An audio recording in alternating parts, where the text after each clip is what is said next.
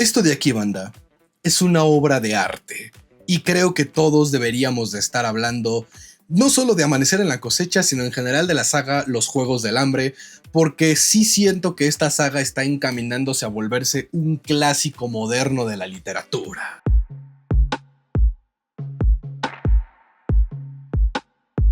Recuerdo, banda, que allá por el 2013, 14, 15, cuando estos libros se popularizaron gracias a la saga de películas que se estrenó con esta Jennifer Lawrence de protagonista, el mundo se volvió loco y se empezó a ver por primera vez la polarización pública que hay entre los fanáticos de la literatura.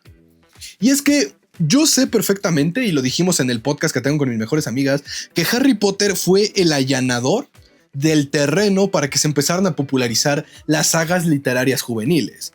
Crepúsculo fue el pionero en hacer películas basadas en sagas adolescentes juveniles. Entonces, cuando empiezan a salir los Juegos del Hambre en esta saga juvenil distópica exploitation que hubo allá por el 2015, del 2013 al 2018, es que muchas personas catalogaron a los Juegos del Hambre como simplemente otra saga juvenil de fantasía distópica más y ya, y no se atrevieron a profundizar en lo que podía ofrecer o no quisieron ver más allá de solo la típica historia de adolescentes en un triángulo amoroso en un mundo posapocalíptico que terminan salvándolo a todo. ¿Por qué entonces digo que se está convirtiendo en los nuevos clásicos de la literatura toda esta saga? Porque los Juegos del Hambre nunca tuvieron que haber formado parte de este fenómeno. El fenómeno de la saga distópica juvenil exploitation no debió haberle caído a los Juegos del Hambre, porque los Juegos del Hambre es muchísimo más profundo.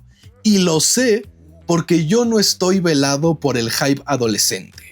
Por ejemplo, si tú me hablas de Harry Potter, te voy a decir que son los mejores libros, pero fue porque los leí cuando era adolescente. Estoy velado por la nostalgia de la adolescencia, de que fue algo que yo amé tanto en mi juventud, que por eso lo defiendo tanto. Yo los Juegos del Hambre los leí por primera vez en mi vida el año pasado, o el antepasado, vaya, ya siendo un adulto. De ahí el que me pude fijar en que no solamente era la típica historia de triángulo amoroso y ya, hay algo más. De hecho, ya estoy preparando un video de cómo los Juegos del Hambre logran hacer más por contarnos lo que un gobierno autoritario le puede hacer a la población de lo que hizo en 1984.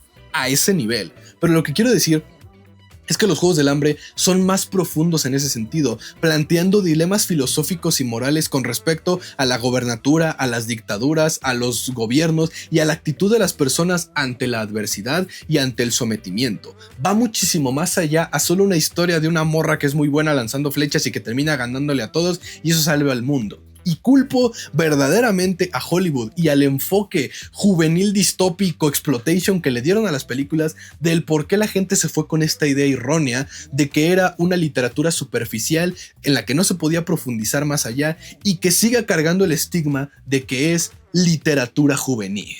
Que ojo, no es que la literatura juvenil esté mal o no es que la literatura juvenil sea algo malo, pero es que sí llega a un punto en el que catalogar a algo como literatura juvenil le juega más en contra que a favor. ¿Por qué? Porque sigue existiendo en el mundo de la literatura este estigma de es literatura juvenil, por consiguiente es algo rápido, es algo para consumirse en chinga, es como comida rápida de los libros y nada más, no es algo profundo como los clásicos o la Ilíada o la Madre. Entonces yo no pondría esto como literatura juvenil. O al chile yo ya no la catalogaría como literatura juvenil, lo catalogaría como literatura novelesca, ficción política o ficción, ¿cómo se le dice?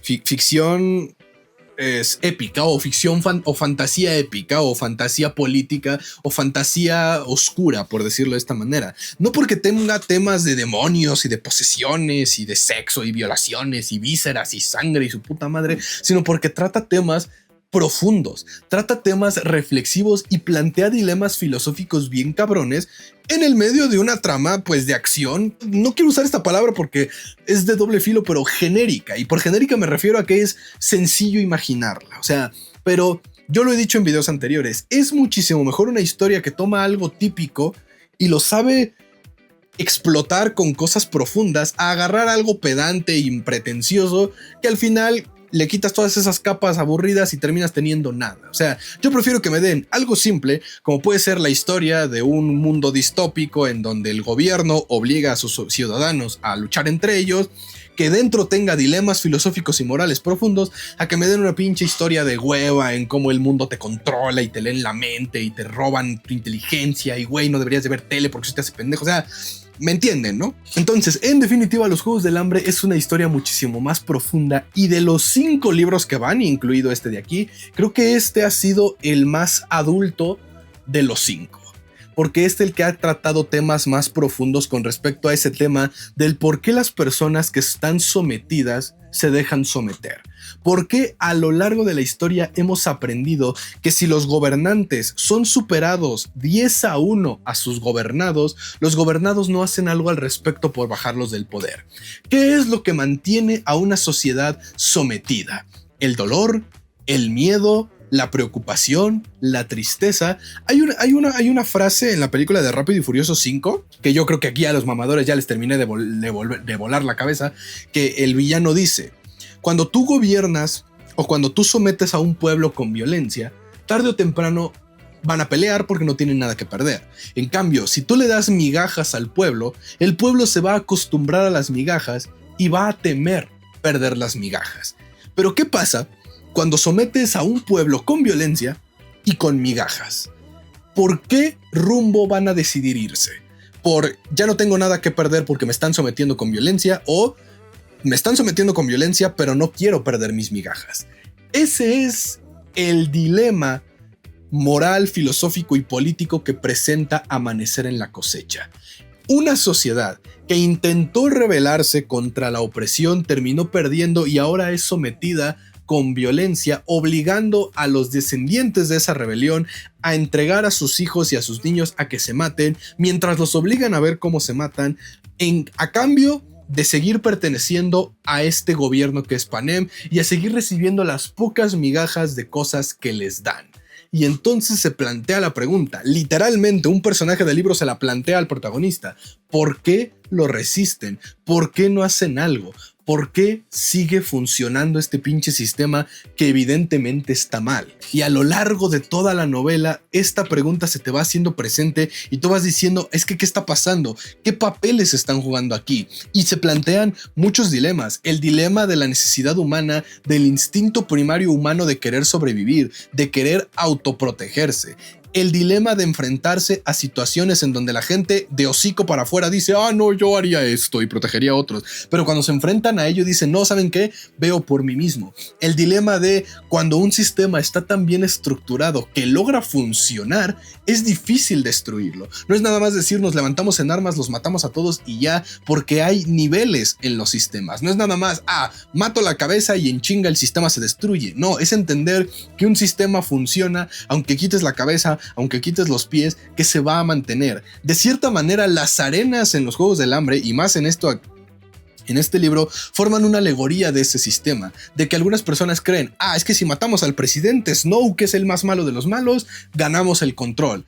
No necesariamente, porque él es el presidente, pero no es el único al mando, o no es el único tomando las decisiones. ¿Es un dictador? Sí, y cualquiera que se le ponga en contra los mata, sí, pero no es el único en este sistema. O sea, Snow es una consecuencia del sistema. Entonces, ¿cómo te enfrentas a un sistema si no sabes ubicar al sistema? ¿Y cómo te rebelas contra un mundo que te da puras migajas cuando el mundo exterior es más desconocido que esas migajas? Entonces, temas como la complacencia, temas como el agachismo, temas como el hartazgo y la impotencia son muy presentes en esta historia, que francamente no la quieres soltar precisamente por ver todo ese análisis en una historia que complementa una trilogía que de por sí ya era muy buena. Ahora, otro de los puntos que yo le reconozco mucho a esta novela, a este libro en particular, es que es sobre un personaje o sobre personajes de los que ya sabemos su destino.